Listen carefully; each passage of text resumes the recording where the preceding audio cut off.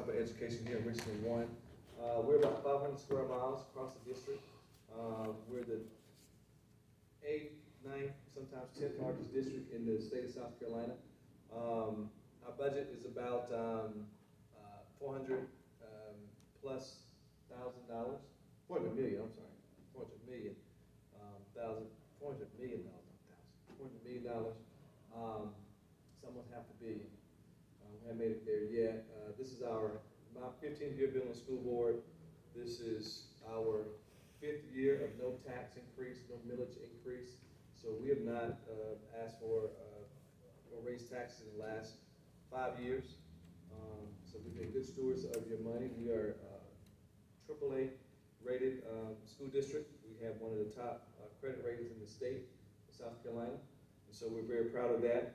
Some other good things that we're doing here. Many of you know Oakland High School, we had the CDL program.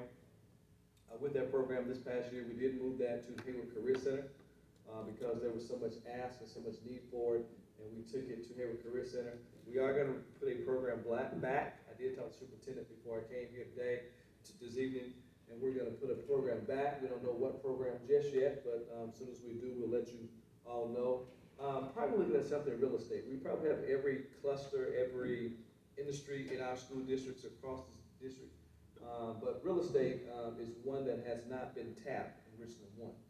I don't think it's been tapped really across the state, and much less across the country. And so we see a need for real estate. We know that Columbia's growing. We know that South Carolina's growing.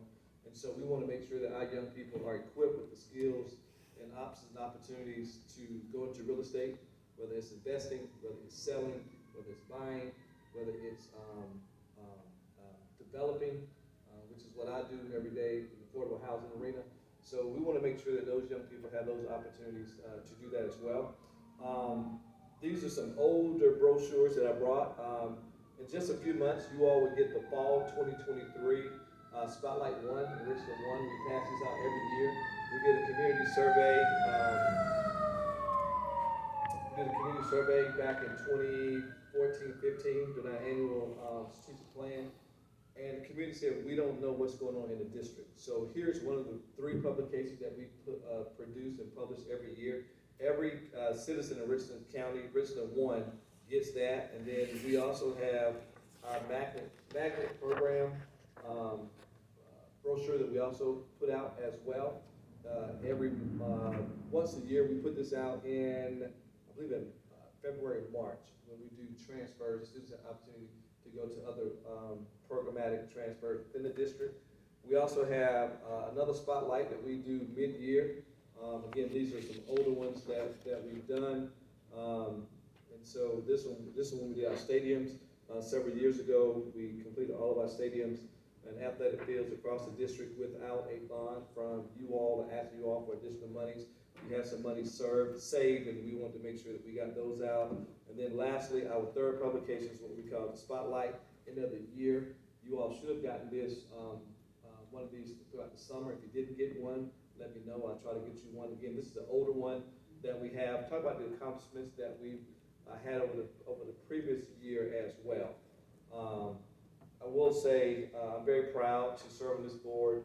Over the last, I've been on 15 years, the last 10 years, our graduation rate has increased to one of the highest that we've ever had. I think we're at 87, 88%, which is the highest for an urban school district across the country. So that means that majority of our students graduate, and then now we're doing surveys to find out where they're going. Are you going to college? Are you going to military? Are you going into career? Because we want to know, what are we preparing you for? We're preparing you, but the question becomes, what are we preparing you for? So we want to make sure that we continue to do that. And then lastly, again, we have a legislative platform, as we do with our state house members. We have a trifold where we go and meet with our legislators once a quarter, and we tell them what things that we need as a district. And so we pass this out to them as well. And so with that said, we continue to have vacancies as any job and industry has. And if you all know of anyone who needs a job or needs some employment, we are here to help. Bus drivers are desperately needed.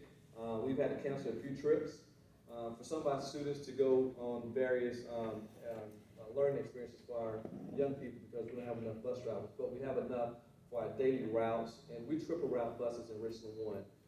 We've been doing that for several years, so we want to make sure that all of our students get to where they need to go without extra funds being spent from the parents going forward. So if you know anyone who's need a new job, need to be a bus driver, please let us know. We are desperately needing some bus drivers, and we appreciate any of your support. So with that said, I'm going to end my portion. I don't want to keep you guys up too long because I've been to several of these tonight myself. Are there any questions for me regarding Richland School District 1? Yes, ma'am.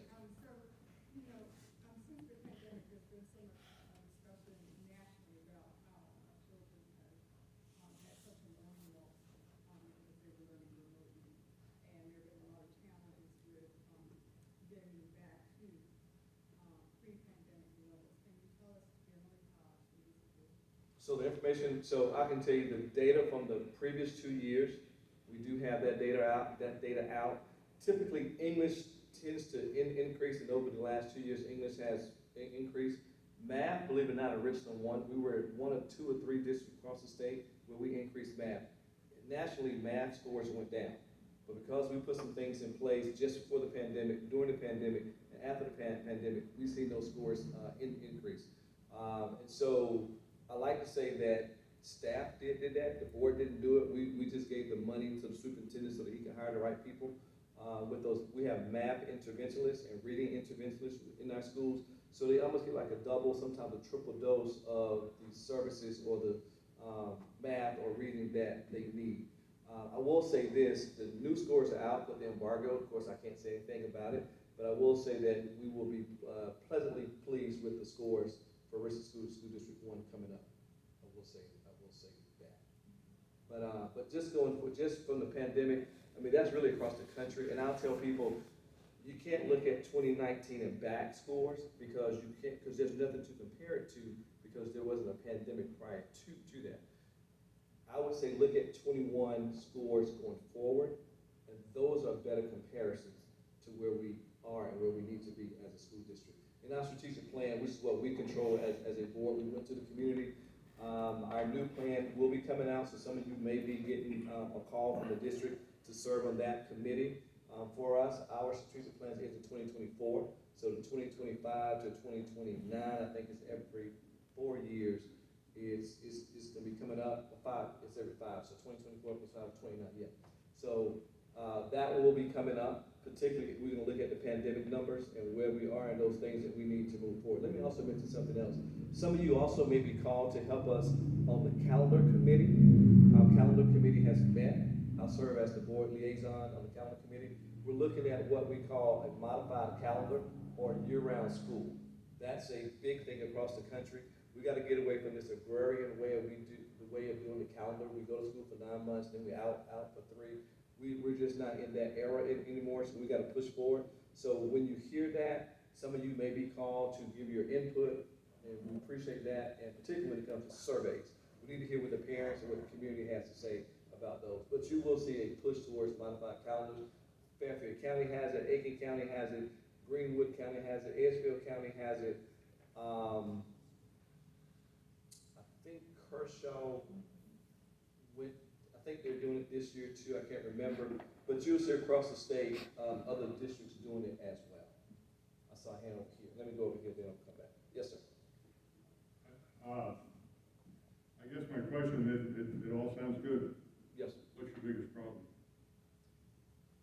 Right now, personnel, right now, I think this is my opinion, because of the negative publicity as it pertains to public education, I think we're seeing a lot of people leaving the industry to go on and do other things.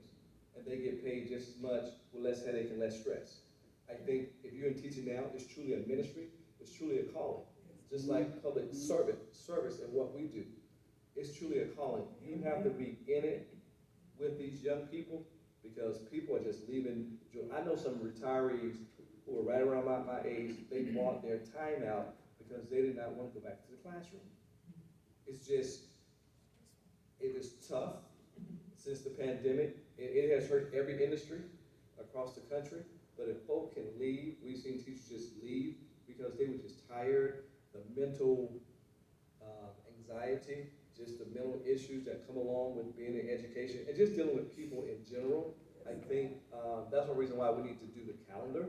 There is no, let me be real clear, there is no proven scientific data that shows year-round versus the growing calendar we have now makes a difference in student scores. But I believe it helps with our personnel and with our people. Because you have more breaks. I think exactly the opposite. I think that a teacher by the 1st of May is on life support, and if they get to June 1st and they don't have to look at a kid until August, that's what they live for. That's what I think. Right, but so let me add to that. So you have more breaks, if you will. You'll see more breaks in the school year. So you know how we typically go to school 9 months, not 9 weeks and have a break, right? So you'll see maybe you go to school for 4 to 5 weeks, you have a break. And then you go to the end of the nine weeks, that's the end of the quarter. Then you go about another 4 or 5 weeks break, and then you go to the end of the quarter. And you also want to end the school year in December versus we used to end the first semester in January, which was crazy. You would go to school August, and then you would end the semester in January. That's crazy, because you had to do 180 days. So 180 divided by 2 is what, 90. So the way the calendar was set up in years past, we were in school, in the semester 2 weeks after you come back from a 2-week break. That just didn't make any sense to us. So now what we've done as a district, and we can do this, we've shortened our first semester by 10 days to make it end in December. And then when the students come back in January, they start fresh for second semester. Okay, just a little tweaks that we've done, and we noticed an increase for some of our staff and some of our students. Now, let's be clear. This won't happen overnight. This takes time. But that's why I'm coming to the community meetings to just give everybody a heads up. I'm not the end all be all, but I want to share the information so that, and there'll be other community meetings. Do you think teachers want to have a year-round schedule? Oh, yes, sir. I hear it. Yes, sir. Talk to teachers. They'll tell you they want to teach 12 months out. We have surveys. Don't just take my words. Again, this is part of the calendar committee.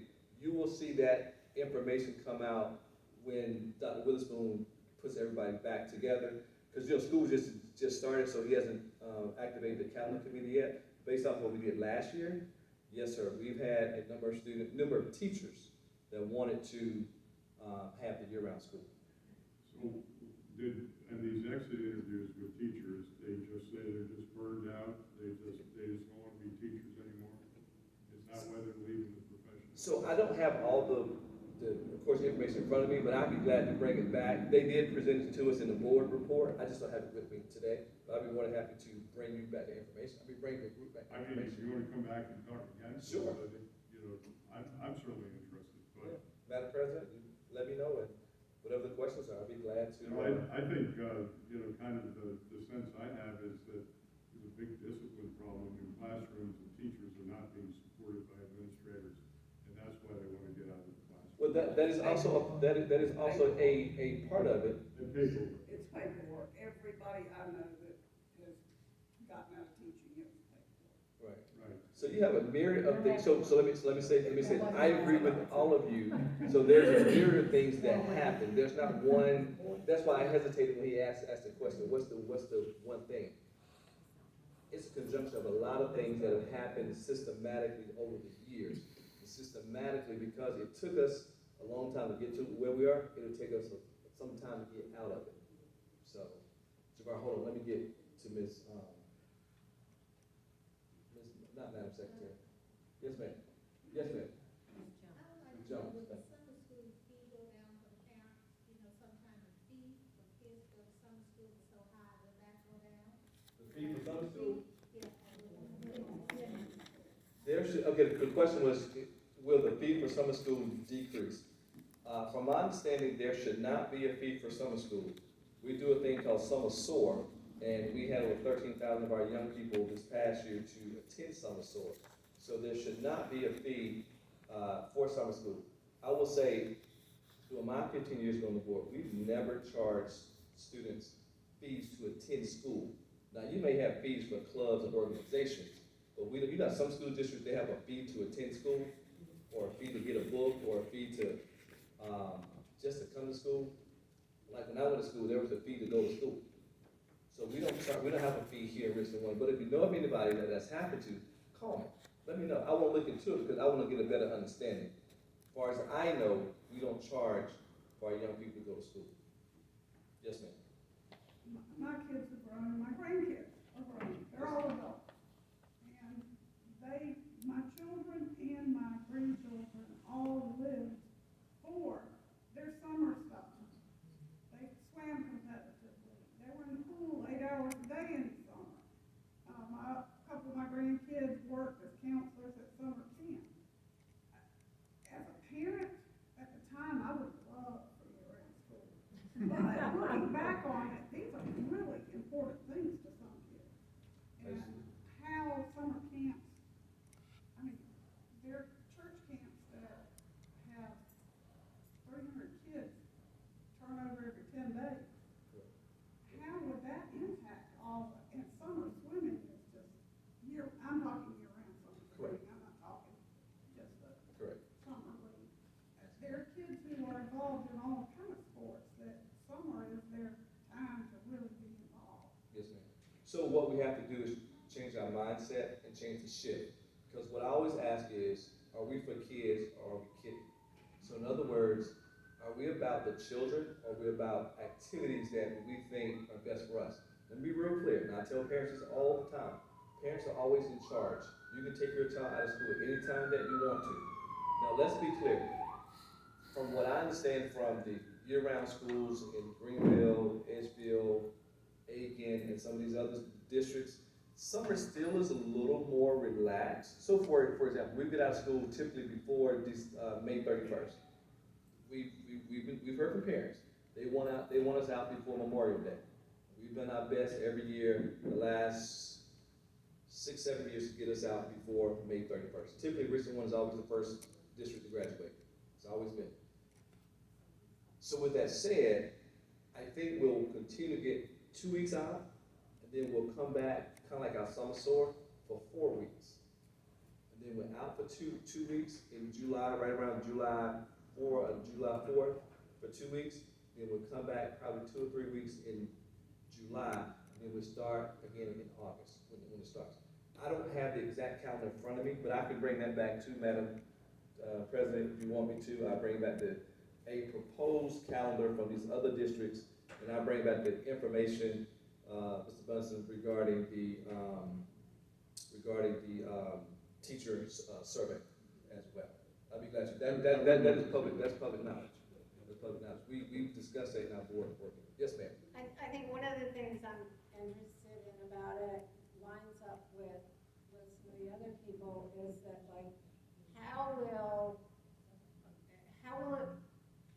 what adjustments will be made so that those students who use those summer months to get into the premier programs that get them scholarships, like club soccer and all those, because I mean, a massive amount of money comes into those students to get them into college, that they benefit from, and then other ones who do internships and studies with the hospitals and so on.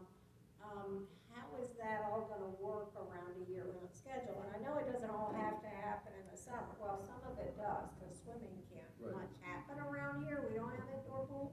Yes, in the winter. we do. Yeah, we got USC. We have lots of We do have indoor We pools, have one. actually. Yeah, you got Drew Wellness and some Yeah. other places too. They do. But to answer your question, the question was regarding those summer activities, same question this young lady asked.